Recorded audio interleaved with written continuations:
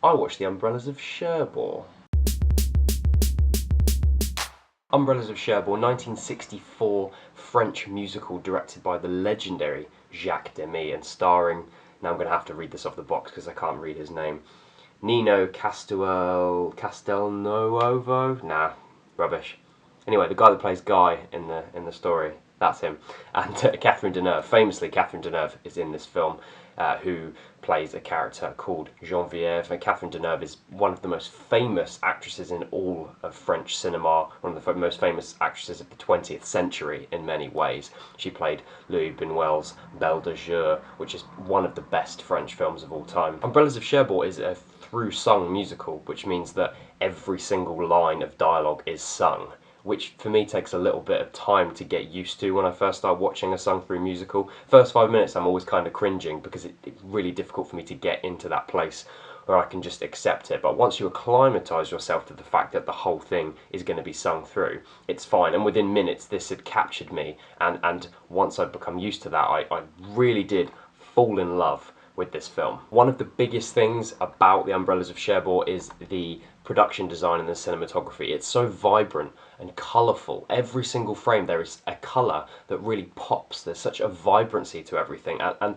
if you do watch this film, that'll be the thing I think that really captures you, certainly on a first watch. I was just looking at all these sumptuous wallpapers that they were using and all of the colourful umbrellas in Genevieve's mother's umbrella shop, the streets of Cherbourg in the rain. So many beautiful scenes here that you could just take a frame of and probably put it up on your wall. It looks that beautiful. I actually picked this one up on the digitally restored 50th anniversary edition. If you are going to watch this film, I'd suggest you pick this version up. They really have lovingly restored this film. It looks so beautiful. Some digital restorations can be a little bit hit and miss, and they're just, you know, throwing out for the sake of it, but you can tell a lot of love has gone into this because the colourful vibrancy of the film has been kept, and that remains such a big part of watching this film. Aside from the production design, the cinematography, one of the things that really struck me about this film was how mature the central love story is. I wasn't really expecting that. Being a sung-through musical, being vibrant in its colours, I felt like perhaps the love story was going to be a little bit